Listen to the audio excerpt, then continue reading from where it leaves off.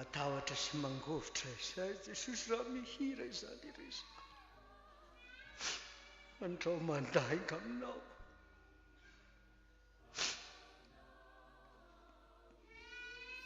Moa mendrika ho anao tokoa va ity tenana ity? Totry ny ota ary nandainga hatramo voalohany ka mandraka ankehitriny. Toa lainga no isaloranay ny amin'ny fitiavanao sy ny famonjenao. Ary dia miteny mafy anay ianao amin'ity maraina ity amin'ny teninao fa feno fitaka sy fangidiana ny vavany. Ny tongony mimaona anao ratsy. Indre izany izahay tsy hitetehany tany ny sasany tena na iboriany satria mpanota. Misaotra nefa Jesosy fa efa nilaza ianao fa niraka mpanovo maro hamovo anay amin'ny tany fahababoana, hisikotra anay any antsefatsefaky ny aram-bato ary hanangana anay ho zanakao. Misaotra ny amin'ity andro ity izay atsiarovana ny amin'ny niatsoanao ireo mpanomponao irahanao hamonjy hitondra famonjena araka ny iraka izay efa nanomeza nataony rainao tao aminao. Hitory ny filazantsara amin'izao tontolo izao, hanambara fa tsara ianao ary ny famindraponao maharitra mandrakizay. Ndreto ary izahay, ny tongotray, ny tananay, ny fonay, ny volanay, eny izay rehetra momba anay, raisore ho anao izahay sy izay momba anay rehetra, mba ho tena mpanomponao ka hanompo anao amin'ny fiainanay manontolo. Amin'ny anaran'i Jesosy Kristy Tompo. Amen.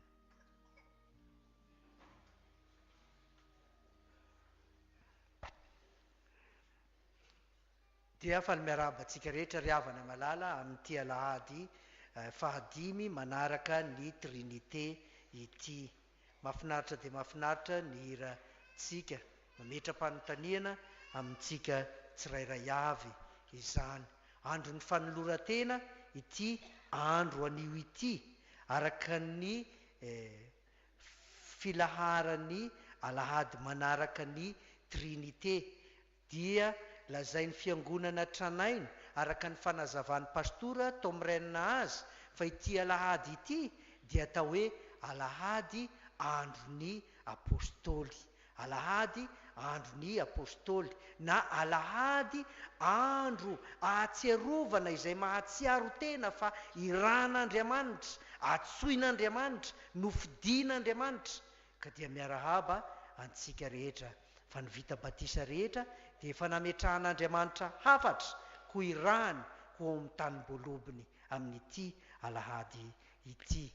Koa ny tenin'Andriamanitra izay voalahatra ho antsika ary dia izay voalaza ao amin'ny JAONA 1.35-50 ka hatramin'ny 1.30. JAONA 1.35-50 ka hatramin'ny 1.30. Rehefa samy mahita isika dia ara-mitsangana maka izany amin'ny anaran'i Jesosy. No ny ampitson'iny indray dia nijanona JAONA sy ny mpianany roa lahy, ary nijery an'i Jesosy nitsangatsangana izy ka nanao hoe indro ny zanak'ondrin'Andriamanitra. Ary ireo mpianatra roa lahy ireo rehefa nandre azy ny teny dia nanaraka an'i Jesosy. Ary Jesosy nitodika ka nahita azy nanaraka dia nanao taminy hoe inona no tadiavinareo? Ary hoy izy roa lahy taminy, raby, izay atao hoe raha adika mpampianatra ô, aiza ianao no mitoetra? Hoy Jesosy taminy, avia fa ho hitanareo.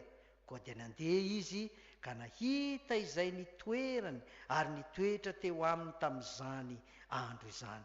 Ary efa tokony ora 10 tamin'izay. Andrea rahalan'ny Petera, Simona Petera no anankiray tamin'izy roa lahy, izay nandre ny tenin'i Jesosy ka nanaraka an'i Jesosy. Izy no nahita ny Simona rahalany aloha dia hoy izy taminy, efa nahita ny Mesia izahay, izay atao hoe raha adika ny Kristy.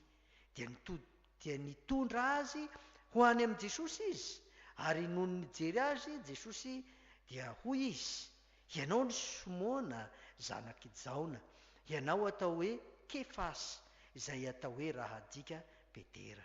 Noho ny ampitso dia te hiala ho any Galilea Jesosy, ary nahita ny Filipo izy ka nanao taminy hoe manaray. Ary Filipo dia avy any Betsaida, tanànan'i Andrea sy Petera. Filipo kosa nahita ny Natanaela ka nanao taminy hoe efa hitanay ilay nosoratan'i Mosesy tao amin'ny lalàna sy nosoratan'ny mpaminany, dia Jesosy zanaky Josefa avy any Nazareta. Ary hoy Natanaela taminy, moa misy zava-tsoa va any Nazareta? Dia hoy Filipo taminy, andeha izaha. Jesosy nahita ny Natanaela avy nanatona azy dia nilaza azy hoe indro ny tena Israelita tsy misy fitaka. Hoy Natanaela taminy, ahoana no ahafantaranao ahy? Dia namaly Jesosy ka nanao taminy hoe fony tsy mbola niantso anao Filipo, dia hitako teo ambanin'ny aviavy ianao. Dia namaly Natanaela ka nanao hoe raby ô, ianao ny zanak'Andriamanitra, ianao ny mpanjakan'i Israely. Jesosy namaly ka nanao taminy hoe moa nilazako taminao va fa hitako teo ambanin'ny aviavy ianao, no ino anao? Hahita zavatra lehibe noho izany ianao. Ary hoy koa izy taminy, lazaiko aminareo marina dia marina tokoa, ho hitanareo ny lanitra misokatra sy ny anjelin'Andriamanitra miakatra sy midina eo ambonin'ny zanak'olona. Ray masina ho manamasinanay amin'ny fahamarinana, fa ny teninao ny fahamarinana. Amen.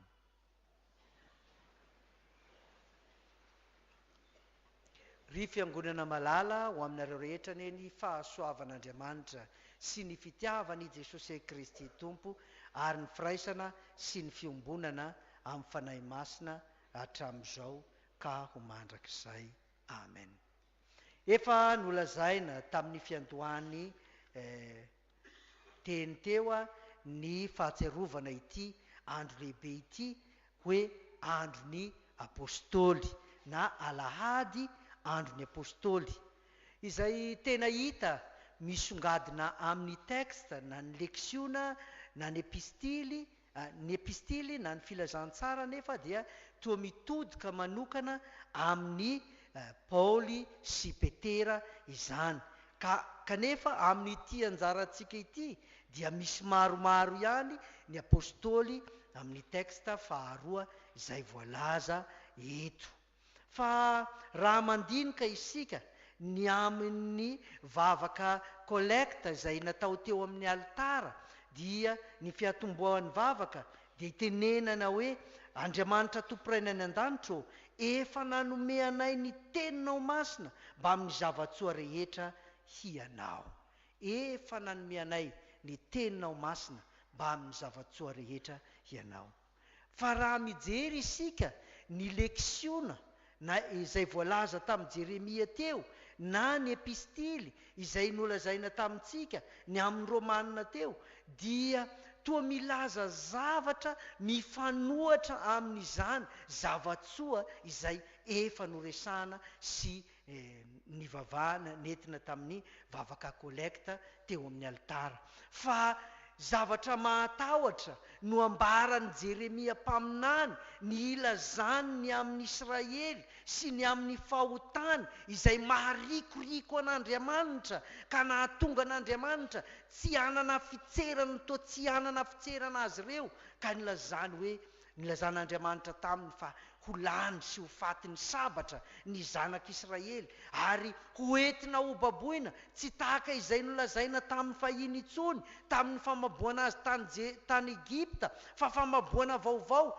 ka hitondrana azy ireo any amin'ny tany avaratra ary amin'izay fotoana izay dia hiparitaka tanteraka ny zanak'Israely ary toa ho lasa ho foana ny tantarany sy ny mahaizy azy kanefa aharihary fa ity Andriamanitra ity dia Andriamanitra mpamindra fo, Andriamanitra mpamela heloka ka dia amin'izay dia mbola hamonjy azy ihany izy, mbola hamonjy azy ihany izy ka hitondra ny zanak'Israely hamerina azy indray ary haniraka mpamovo maro araka ny hita amin'ny Jeremia io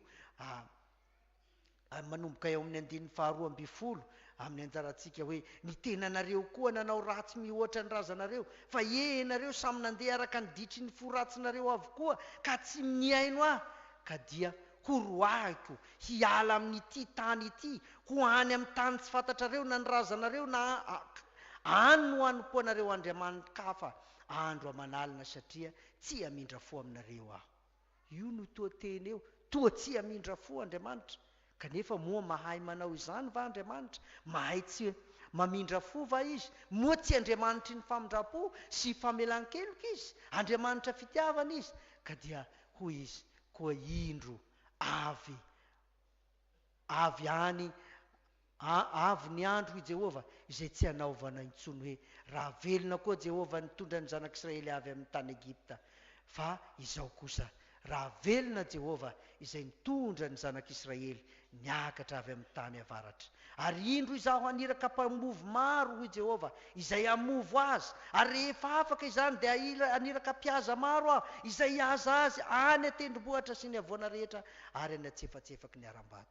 Io no tsarovana amin'ity alahady ity dia ireo mpamovo maro irahan'Andriamanitra miainga tavy tamin'ireo apôstôly izany izay nirahan'Andriamanitra fa nomeza tsoa sarobidy omen'Andriamanitra ny fiangonana mba hamonjy azy.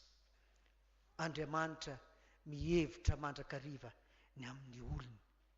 Efa niseho amin'ny mahandriamanitra azy Andriamanitra, amin'ny mahandriamanitra azy izay tsy mahazaka fahotana ary tsy mahay miara-miaina ao amin'ny fahotana. Ataon'Andriamanitra ahoana miara-miaina amin'ny mpanota ka hiditra ao aminy, moa tsy ho levona va ny mpanota izay tafahaona amin'ilay masina? Moa mahay miara-mitoetra va ny masina sy ny tsy masina? Moa mahay miara-monina va ny afo sy ny essence na ny gaz? Moa mahay miara-monina va? Fa ho levona izy sady andevona ny hafa koa. Ary dia tahaka izany ny fahamasinan'Andriamanitra eo amintsika izay mpanota fa lazainy eto fa tsy misy fahamarinana eo amin'ny vavany fa ahoana ary? Moa misy tsy fahamarinana va hoy Paoly apôstôly ao amin'Andriamanitra? Ataon'Andriamanitra ahoana moa ny ampiseho ny fahamarinan'Andriamanitra? Ka moa ve afaka hanakona ny fahamarinana va Andriamanitra ka tsy hiariary izany? Sanatria izany hoy Paoly. Fa tsy ny tsy fahamarinantsika no hampiharihary ny fahamarinan'Andriamanitra fa marina sy masin'Andriamanitra ary tsy mahay miova amin'izany toetrany izany. Fa inona no ataon'Andriamanitra?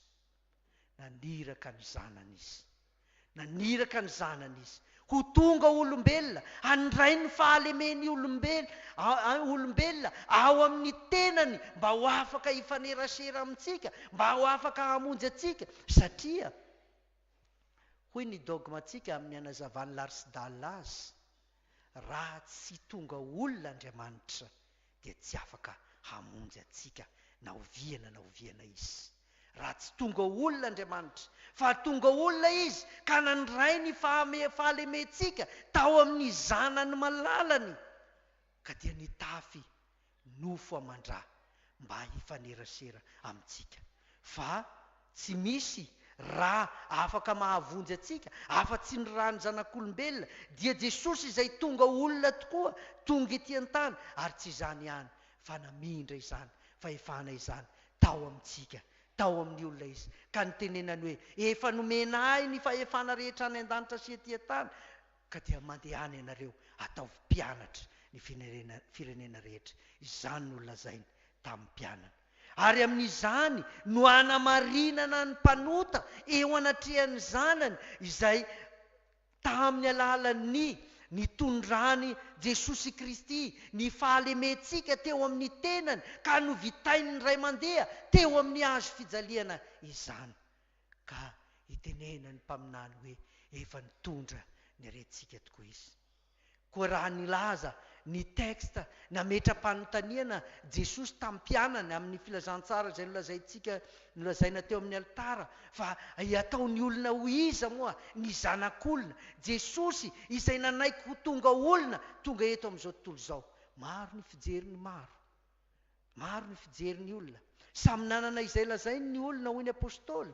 Ao ny sasany nilaza azy hoe JAONA mpanao batisa, dia tsy hafa zany fa iray tarika amin'ny JAONA ihany, amin'ny iraka nampanaovin'Andriamanitra any JAONA mpanao batisa hampibebaka izao tontolo izao ihany, fa tsy izany moa izany va izy. Ao ny sasany nanao hoe Elia, ilay sanan'anatra, na dia ny mpanjaka aza, nijoro ary nanitsy lalana ny olona ho amin'ny lalan'ny fahamarinana. Izany ihany ve ny nandrahana azy? Ary hoy ny sasany nanao hoe Jeremia, dia Jeremia izay milaza ny tena lazaina eto, ary ny afara tamin'ny fahafatesany izany fijoroany ho vavolombelon'ny fahamasinan'Andriamanitra, ka tsy mahazaka ny fahalotoana, tafiditra eo amin'ny vahoakan'Andriamanitra sy miara-miaina amin'ny vahoakan'Andriamanitra, ka nitenenan'i Jeremia mafy ny vahoaka, tsy izany ihany Jesosy, tsy izany ihany Jesosy, fa Petera no nilaza azy eto hoe ianao no Kristy, zanak'Andriamanitra velona, zanak'Andriamanitra, kanefa tonga eto amin'izao tontolo izao, hamonjy izao tontolo izao, hitondra famonjena eto amin'izao tontolo izao, ary zanak'Andriamanitra velona. Ny fahavelomana eto dia ny manambara fa olona manana aina sy fitepitepony fo, mahalala fangiry firiana, mahalala mitondra ny enta mavesatra ny maro. Io no ny rahana ho antsika, io no ny rahana indro izy ilay tondroiny JAONA araka ny anjarantsika eto hoe indro ny zanak'ondrin'Andriamanitra. Io ilay nanaitra andreo mpianatry ny JAONA, angamba efa niresadresany izy ireo ihany ny amin'ny Jesosy, ny amin'ilay zanak'ondry vaovao, tsy tahaka n'ilay zanak'ondry novonoiny zanak'Israely tamin'ny Paska, izay tsy nahafaka sy nahadio tanteraka azy ireo, fa ity zanak'ondrin'Andriamanitra ity no hitondra ny fahotany izao tontolo izao, ka manolotra ny tenany dia hanolotra ny rany ho fanadiovana izay rehetra mino izany fanadiovana izany. Ka dia nanaraka an' Jesosy ny mpianatra. Misy zavatra maromaro izay hita eto, ary milaza izany rehefa nandre izany ireto mpianatra roa lahy, dia JAONA ilay nanoratra ity filazantsara ity, sy Andre rahalahy Petera, rehefa nandre izany dia nanaraka an' Jesosy, ary rehefa avy eo dia nilaza tamin'ny Petera koa fa nahita ny Mesia izahay, izay atao hoe raha adika dia Kristy, ary dia nitondra ny Petera ho eo amin'i Jesosy izy ireo. Izany hoe izay mandre sy mahita ny soa nataon'Andriamanitra amin'ny olona, ka ny fitsonjovan'ny olona, ny fitsonjovan'Andriamanitra ny olona, dia tsy ho mpanatavy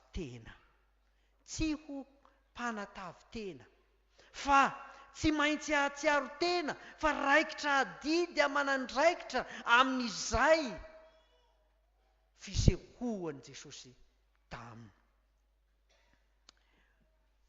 Omaly raha nanao fampiofanana ho an'ny mpanao tafoka masina makany fiaonana ka any firavahana ka tonga hatrany Fenorivobe, zaho dia natsiaro ny tantara kely anankiray, zavatra nisy anankiray tany Betroka. Misy lehilahy anankiray atao hoe Rasamy zay mpiopy sanatry ny vava Aladiny lela, tsy miresaka hoe ny kristiana no kisoa eto fa fiompiana no resahako, fiompiana no resahako. Aoka tsy tafitoana amin'izany isika. Dia mpiopy kisoa ity rangahy atao hoe Rasamy ity, sady mpanao bose izy no mpiopy kisoa. Ary tamindray mandeha ity dia angamba te hanaovany démonstration mihitsy ilay kisoa zay miompiany. Fa no ataveziny ilay kisoa ary tena ngeda mihitsiny, tsy zakana kansakatra anankiray, mirirana mihitsy ny kansakatra rehefa ampidirana azy. Dia natoky Rasamy fa tsy azony mpangalatra angalarina ny kisoany satria tena matavy. Dia teo le kisoa, dia tsy afaka mitsangana intsony le kisoa fa rehefa mihinan-kanina dia mandoalika eo amin'ny lakana famahanana anazy eo ihany, na mirirana ohatran'izao dia mitakatra le sakafo eo. Dia natoky zany dia eo an-tokotany le kisoa, tsy misy mampanana.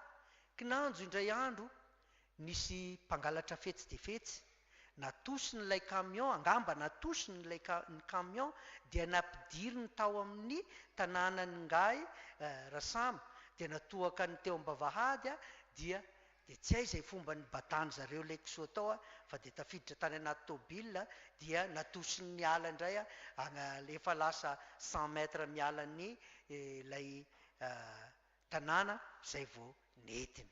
Lasa very any ilay kisoa, tsy hita trasy mihitsy zay nitondrany mpangalatra azy.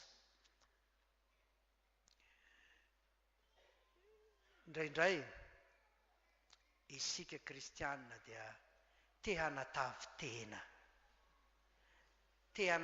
tena, migoka sy mihinana ny tenin'Andriamanitra isan'andro isam-potoana, migoka sy mihinana ny sakrameta masina isan'andro sy isam-potoana, fa mba ahoana ny fiatraikan'izany eo amin'ny mpiarabelona aminao?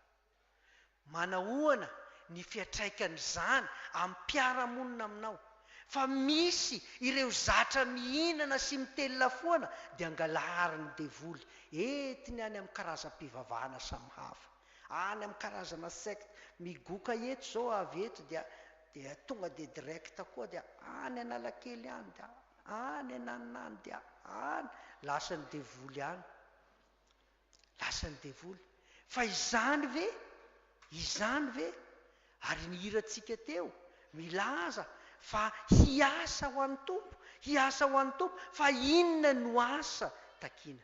Ary io no miseho eto amin'ireo fiatsoana ny mpianatra tsirairay. Fa raha nahitany JAONA sy Petera nanaraka azy Jesosy dia nanontany azy hoe inona ny tadiavinareo? Dia Tompoko, aiza ianao no mitoetra. Voalohany zany ny mamantatra ny izay ilainy Jesosy, izay antony isehoan'i Jesosy amintsika, mamantatra ny amin'izany. Ary faharoan'izany dia hitantara koa amin'ny mpiarabelona, efa nahita ny Mesia izahay, efa nahita ilay nambarany lalàna sy ny mpaminany izahay, ary dia hahitan'i Jesosy tokoa. Aiza nefa no ahitana azy? Ato amin'izay nahitana ho azy koa no ahitany hafa an' Jesosy.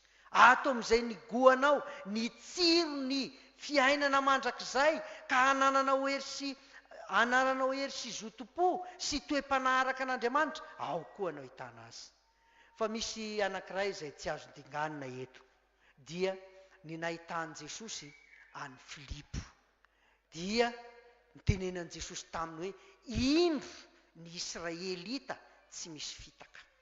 Dia taitra Filipo, ary nievitra angamba Filipo fa ny amin'ny tantarany mahatena Israelita tsy misy fitaka azy dia izy sady israelita ny rainy no israelita ny reniny.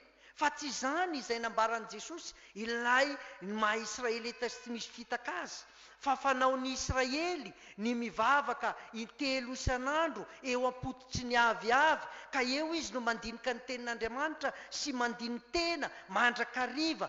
Ary Filipo mbola nitazona izany fomba izany, nitazona izany fomba izany ka niaina teo am-pototry ny aviavy, ary io nilazan'i Jesosy azy hoe israelita tsy misy fitaka. Dia hoy Filipo taminy, ahoana no ahafantarana ho ahy? Dia io no tenen'i Jesosy hoe hitako teo ambanin'ny aviavy ianao. Izany hoe hitako angenao amin'io fanompoana masina, fiazonanao izay nampahafantarana anao ny amin'ny mahazanak'Andriamanitra anao sy ny mahavahoaka an'Andriamanitra anao. Mety manadino isika, mety manadino isika. Mba hatsampanao moa ny asarobidin'ny batisanao raha vao niala tany an-trano ianao, fa ianao tonga aty zanak'Andriamanitra.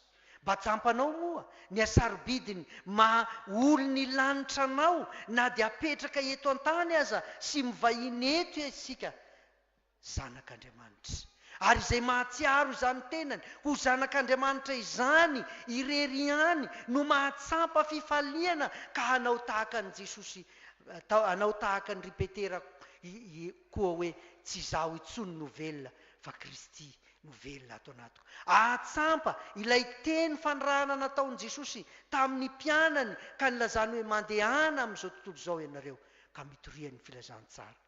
Ilay tofanao heverin'ny Filipo ho fanao mahazatra fitoerana eo am-pototry ny aviavy. Hay moa ka tena manambara ny mahaizy azy ka dia hoy Jesosy taminy, ho hitanao, hahita zavatra lehibe noho izany ianao, ho hitanao ny lanitra misokatra sy ny anjelin'Andriamanitra miakatra sy midina eo amin'ny zanak'olona. Toa kilalao mahazatra, toa fomba-panao mahazatra ny manatona ity latabatra masina ity isaky ny alahady voalohany sy ny alahady faharoa, ka mba misotro ny divay sy mihinana ny mofo kely matsatso eo isaky ny alahady, fa asehon'Andriamanitra anao zava-mahagaga vaovao, dia ny ahita ny lanitra misokatra sy ny anjelin'Andriamanitra miakatra sy midina eo ambonin'ny zanak'olona. Ho hitanao fa indro ny ratsan-tanan'Andriamanitra hanolotra aminao amin'ny tian'io ity, hanolotra aminao ka hiteny aminao hoe ity no tenako, ity no rako izay alatsaka ho anao ho famelan-keloka. Haniraka mpamovo maro izy, hitondra anao ho ao amin'ny fiainana mandrakizay. Voninahitra ny eo an'Andriamanitra ray sy zanaka ary fanahy masina izay azy hatramin'ny taloha indrindra ho azy mandrakizay. Amen. Raiso ny fitahiana. Ny fahasoavan'Andriamanitra sy ny fitiavan'i Jesosy Kristy Tompo ary ny firaisana sy ny fiombonana amin'ny fanahy masina ho aminareo rehetra ny hatramin'izao ka ho mandrakizay. Amen.